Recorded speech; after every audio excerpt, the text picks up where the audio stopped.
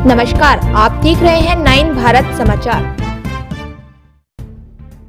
Saurabh housing society के रहीवासी ने Saurabh housing society के ऊपर कई गंभीर आरोप लगाए हैं। शिकायतकर्ता के मुताबिक इलेक्शन होकर 7 साल गुजर गए, लेकिन अभी तक इलेक्शन नहीं हुआ, मतलब 2 साल तक बिगर इलेक्शन की समिति चलाई गई। शिकायतकर्ता ने बताया कि 19 फरवरी को उसने इस मामले में एक अर्जी दाखिल की थी, जिसके एवरेज में जांच और कार्रवाई तो हुई नहीं, बल्कि उल्टा 4 मार्च को समिति का चुनाव रख दिया गया। अब ऐसे में सवाल यह उठ रहा है कि जब समिति पूरी तरह से खंडित हो चुकी है, सूत्र बताते हैं कि रीडेवलपमेंट को लेकर समिति बहुत बड़े भ्रष्टाचार को अंजाम दे रही है।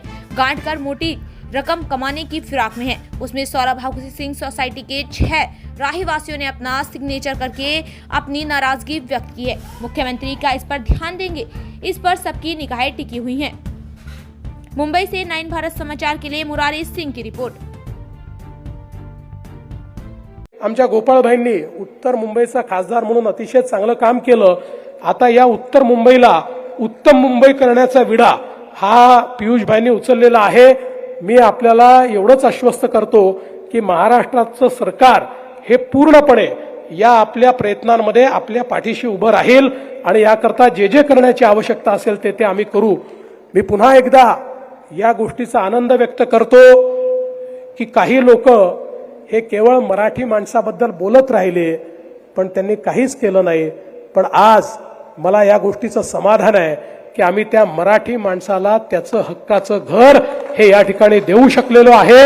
आणि भविष्यातही हा माझा संकल्प आहे की जोपर्यंत स्वयं पुनर्विकास ऑटो पायलट मोडवर जात नाही, तोपर्यंत जेवढे बदल करावे लागले तेवढे बदल करण्याची माझी तयारी आहे। त्या संदर्भात सगळे बदल आपण करूया आणि स्वाभिमानानं स्वयं पुनर्विकासातून या ठिकाणी आत्मनिर्भर अशा प्रकारचा आमचा मुंबईकर हा उभा करण्याचा संकल्प आज मी घेतो। आणि या चांगल्या कार्यक्रमामध्ये प्रवीण भाऊ तुम्ही मला निमंत्रित केलं। आतापर्यंत स्वयं पुनर्विकासाच्या इमारती फोटोमध्येच पाहत होतो, आज प्रत्यक्ष पाहून सिंग या ठिकाणी उभा राहावा अशी अपेक्षा। साहेब घाडगे म्हणून फॅमिली आली। शेवटचं माझं पियुषभाई एक किस्सा असा आहे, मी आता पै महाराज आपले प्रल्हाद पै यांच्याकडे गेलो होतो। घाडगे ट्रॅव्हलचं उद्घाटन झालं, वारकरी संप्रदायाचे आहेत, त्यांना घरातना बाहेर काढत होते। आज उद्घाटनाला गेलो, त्यांची लाईट कट केली, पाणी कट केलं आणि प्रल्हाद पै दादा आले होते आणि त्याच्याकडे वरती लिहिलं होतं त्यांची प्रार्थना, देवा सगळ्यांचं कल्याण कर, देवा त्या ठिकाणी संसार सगळ्यांचा सुखी कर। मी बोललो देवाभाऊच आज त्या ठिकाणी येत आहेत, त्याच्यामुळं या ठिकाणी या घाडगे परिवारासाठी मी सांगतो संवेदनशीलता काय असते। मी रात्री साहेबांना फोन केला, बोला वारकरी कुटुंब त्या ठिकाणी त्यांना घरातनं बाहेर काढतायत, जागा त्यांची फ्लॅट आहे, कोणतरी बळकावायला मागतोय। साहेबांनी डीसीपीला फोन केला, दुसऱ्या दिवशी ते घरात गेले। आता प्रल्हाद दादा पै आणि मी त्यांच्या ट्रॅव्हलचं ओपनिंग त्या ठिकाणी करून आलो। असा नेता आज या ठिकाणी लाभलाय। साहेब काल पाटकर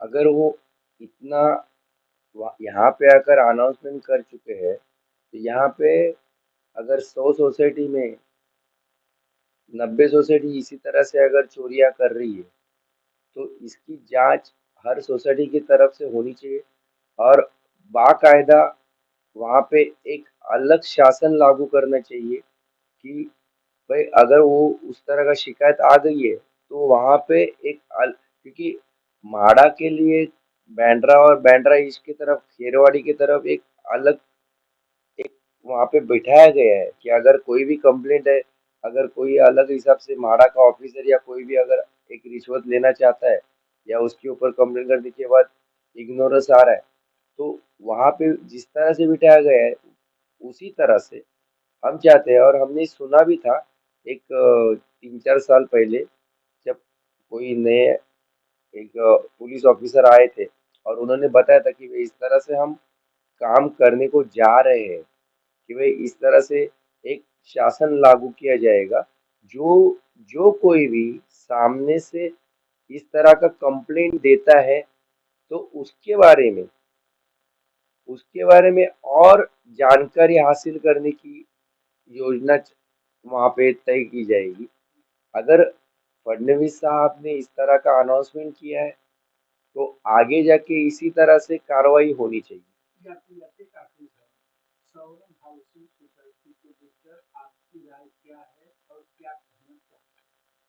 सौरव हाउसिंग सोसाइटी जो सोसाइटी नंबर 383 है, सेक्टर नंबर 3 में स्थित है, उसके बारे में हम ये चाहते हैं कि जो लोग अभी तक शासन करके बैठे हैं और जो लोगों ने वहाँ पे जिस तरह से पैसे का एक व्यभिचार किया है, उसकी तरफ ध्यान दिया नहीं, क्योंकि वो पूरा का पूरा सोसाइटी के जो प्रामाणिक और एक अच्छे नागरिक या वहाँ पे जो मेंबर बन के बैठे हैं, उनका पैसा है और वो अपने हिसाब से वो खा रहे।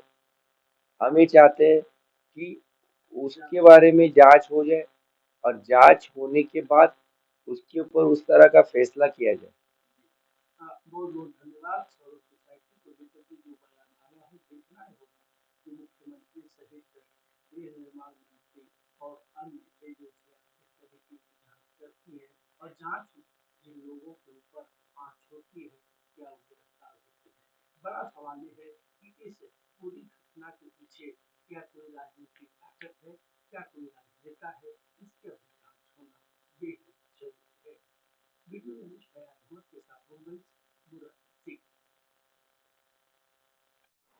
मेरा नाम अधीरथ सोनैया है। मैं Saurabh society sector 3 Charkop Kandivali west में रहता हूँ। मैं ये हमारा जो रूम है, रूम नंबर 20, वो मेरी मम्मी मधुबेन पाराय के नाम पे रजिस्टर है। अभी हमारी सोसाइटी में समस्या ऐसा है कि 7 साल से इलेक्शन नहीं हुआ है, एजीएम नहीं हुआ है, पूरा गुंडागर्दी चल रहा है उधर। तो उसके रिलेटेड हमने 19 फरवरी को इनको लिखित शिकायत दर्ज की थी कि हमको ये सब एजीएम मिनिट्स बुक बाकी सब रिपोर्ट चाहिए, सोसाइटी में क्या चल रहा है, क्योंकि 7 साल से इलेक्शन नहीं हुआ है, जबकि एज पर द लॉ 5 साल में इलेक्शन होना चाहिए। अभी ये कमिटी क्यों है वो भी मालूम नहीं। पूरा जो भी गुंडागर्दी चल रहा है, तो उसके रिलेटेड हमने उनसे डॉक्यूमेंट्स मांगा था 19 फरवरी। अभी 19 फरवरी को डॉक्यूमेंट मांगा तो वो बेस पे उनको 15 दिन में वो डॉक्यूमेंट प्रोवाइड करने थे, जो कि प्रोवाइड करने के बदले मुझे वर्बली मिला गया अनऑफिशियली और धाक धमकी दिया गया कि ये कुछ डॉक्यूमेंट है नहीं, आप कुछ भी आगे बढ़ना मत, नहीं तो समस्या होगी। और वही बेस पे अभी 7 साल से इलेक्शन नहीं हुआ था, उन्होंने रास्ता क्या निकाला, सीधा मेरा 19 फरवरी का कंप्लेन था, वही बेस पे उन्होंने 4 मार्च को इलेक्शन डिक्लेयर कर दिया। इलेक्शन डिक्लेयर क्यों किया? ताकि उनके पास एक एक्सक्यूज रहे कि भाई अभी तो इलेक्शन का टाइम है, उसके लिए हम डॉक्यूमेंट नहीं दे पा रहे। सो वो बेस पे 8 मार्च को 4 मार्च को इन्होंने इलेक्शन डिक्लेयर किया, वो बेस पे हम लीगली सब कार्यवाही करने वाले थे। बट 8 मार्च को अनफॉर्चुनेटली मेरे पापा का डेथ हो गया। सो ये लोग इतने गए गुजरे हैं कि वो सिचुएशन का भी फायदा उठाते हुए जब उनको मालूम पड़ा कि ये सिचुएशन है, तो एज पर द हिंदू अपना जो भी रीति रिवाज ये रहता है, जो अंतिम क्रिया का, तो उन लोगों को मालूम था कि भाई अभी ये जाने वाला है, मतलब जो पापा का नवमी था, तो उस दिन 16 मार्च को मैं जाने